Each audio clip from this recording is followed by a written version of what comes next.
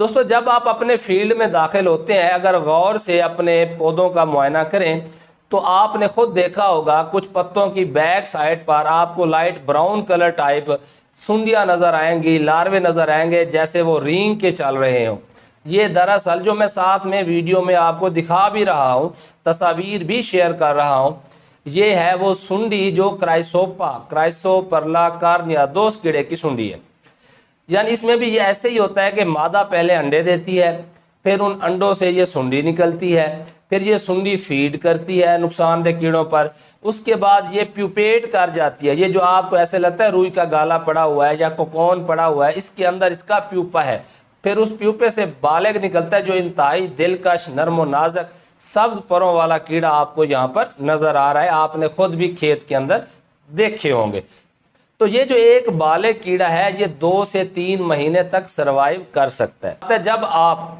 نقصان دہ کیڑوں کی پیسٹ اسکاؤٹنگ کرتے ہیں تو صرف انہی کو کاؤنٹ نہ کیا کریں بلکہ ساتھ میں دوست کیڑوں کو بھی کاؤنٹ کریں۔ اگر آپ نے 20 پودوں کا معائنہ کیا اور آن ایوریج فی پودا آپ کو 1 سے 2 سنڈیاں یہ یعنی کرائسوپا کے لاروے یہ آپ کو مل جاتے ہیں تو یہ آپ کے اس ETL پہ آئے ہوئے نقصان دہ کیڑوں کو ختم کرنے کے لیے کافی ہے، بس تھوڑا سا آپ کو صبر کرنا پڑے گا۔ اگر مثال کے طور پر آپ نے 20 پودے جو ہے وہ چیک کیے، معائنہ کیا اور اس پہ وہ آپ کو 30 ملے تو سونے پہ سہاگا، 40 لاروے مل جائے تو پھر تو بہت ہی اچھی بات ہے، اور اگر 20 مل جائے تو پھر تھوڑا سا دھچکا لگا رہتا ہے کہ اگر پیسٹ پریشر زیادہ ہو تو کہیں ہم نقصان نہ کر بیٹھیں۔ تو ایسی صورت میں پھر ریکمینڈ کیا جاتا ہے کہ کچھ ایسی زہروں کا انتخاب کریں جو ان دوست کیڑوں یعنی کرائسوپرلا کارنیا کے لیے نقصان دہ ثابت نہ ہو۔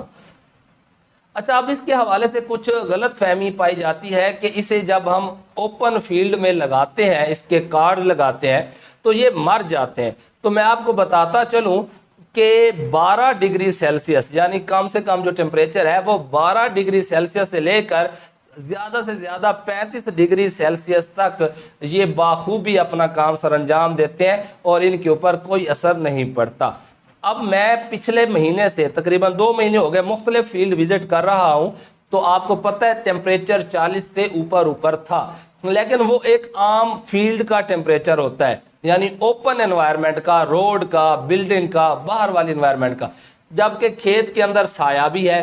ہم پانی بھی لگاتے ہیں اور اوپر سے پتوں کی چھاؤں بھی ہے، اس سے بخارات بھی بنتے ہیں۔ تو وہ جو کھیت کی انوائرمنٹ ہے جسے ہم کہتے ہیں مائکرو کلائمیٹ، تو وہ اتنی زیادہ ہائی ٹیمپریچر پر نہیں تھی کہ یہ دوست کیڑے مر جاتے۔ میں نے جتنی دفعہ جتنے بھی فیلڈ وزٹ کیے ہیں الحمدللہ اس دفعہ میں نے اچھے خاصے دوست کیڑے وہاں پر موجود دیکھے ہیں۔ سب سے قدیم کیڑے ہیں،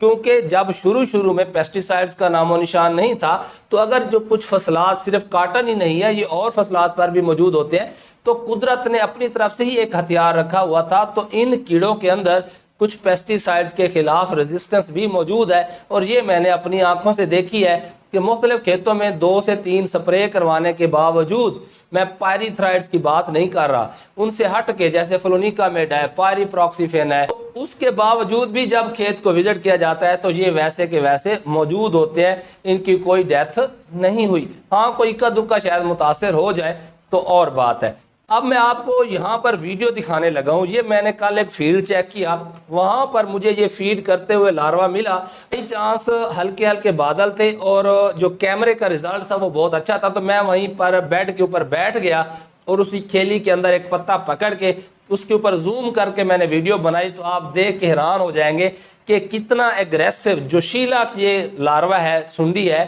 کہ آپ دیکھیں یہ کیسے فیڈ کر رہی ہے وائٹ فلائی کے ایگز کے اوپر اور اس کے علاوہ اس کے اڈلٹس کے اوپر۔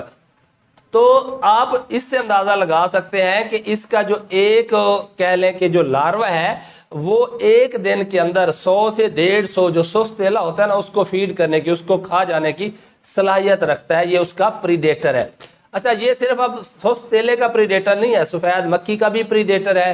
یہ تھرپس کا بھی پریڈیٹر ہے، یہ اسپائڈر مائٹس کا بھی پریڈیٹر ہے، اور جو چتکبری سنڈی اور امریکن سنڈی اس کے انڈوں کو بھی یہ کھا جاتا ہے، ان کا بھی یہ کیا ہے، پریڈیٹر ہے۔ اور اگر ہم اس کے لائف سپین کی بات کریں تو میں لائف سائیکل آپ کا اس کا جو ہے وہ آپ کے ساتھ یہاں پر شیئر کر رہا ہوں کہ اس کی جو ایک مادہ ہے 200 سے 300 کی رینج میں ایگ لینگ کرتی ہے۔ اور یہاں پر ایک خاص بات میں آپ کو بتاتا چلوں جو سائنسی بھی ہے اور آپ کے لیے بھی دلچسپ ہے کہ اس کا جب وہاں پر دشمن کیڑے نہ ملیں، یعنی انڈے نہ ملیں، اس کے علاوہ سست الا بھی نہ ہو، تھرپس بھی نہ ملے، سفید مکھی بھی نہ ملے، تو اس کے جو بڑے لاروے ہیں، جو بڑی سنڈیاں ہیں، وہ چھوٹی سنڈیوں کو، چھوٹے لارووں کو فیڈ کرنا شروع کر دیتی ہیں، یعنی اپنی ہی نسل پہ کھانا شروع کر دیتی ہیں، ان کو ختم کرنا شروع کر دیتی ہیں، جسے ہم کہتے ہیں کینابلزم۔ اب یہ جو کینابلزم ہے اس سے بچنے کے لیے اللہ تعالیٰ نے اس میں کیا صلاحیت رکھی، آپ حیران ہو جائیں گے کہ یہ جو آپ کو پتوں کی بیک سائڈ پہ ٹہنیوں کے ساتھ ایسے دھاگے سے لٹکے ہوئے نظر آتے ہیں اور ان کی ٹپ کے اوپر آپ کو انڈے نظر آئیں گے، وہ اسی وجہ سے ہی یہ ایسی ایگ لینگ کرتا ہے کہ آپ نے دیکھا لاروا تو پتے کے اوپر رینگ رہا ہے، تو جب یہ ایگ اس کے کنٹیکٹ میں نہیں آئیں گے تو یہ اسے نہیں کھا سکے گا، یعنی اپنی ہی نسل کو نہ کھا جائے اس سے بچنے کے لیے جو انڈے ہیں ان کو ٹپ کے اوپر ڈنڈی کے ساتھ جو ہے وہ یہ ایگ لینگ کرتی ہے مادہ، تاکہ جب یہ لاروا پتے کے اوپر رینگ رہا ہو تو انڈے اس کے کنٹیکٹ میں ہی نہ آئے۔ اب اس انڈے میں سے پھر آگے سنڈی نکل آتی ہے، تو کوئی ایسی کنڈیشن اگر بن جائے کہ اس کو کھانے کے لیے کچھ نہ ملے تو پھر جو بڑا لاروا ہوتا ہے وہ چھوٹے لارووں کے اوپر فیڈ کرنا شروع کر دیتا ہے۔ اچھا، اس کے علاوہ ایک اور بات بھی میں بتا دوں کہ جو نمی کا تناسب ہے ہوا میں، اس سے یہ کوئی خاص متاثر نہیں ہوتا، نمی کم ہے یا زیادہ ہے یہ اپنا کام جاری رکھتا ہے، اور اس کا جو ایک بالغ ہے وہ کم و بیش 2 سے 3 مہینے کا لائف سپین گزارتا ہے۔ تو اب آخر میں آپ کا یہی سوال ہوگا کہ یہ جو کرائسو پرلا کارنیا اگر ہمارے کھیت میں نہیں ہے، کم ہے، تو کیا کریں؟ تو پھر یہی طریقہ ہے کہ آپ کو حیاتیاتی control laboratories, bio control lab, جو میں آپ کے ساتھ شیئر بھی کر رہا ہوں کہ مختلف اضلاع کے اندر محکمہ زراعت حکومت پنجاب کی جانب سے اسٹیبلش کی گئی ہیں،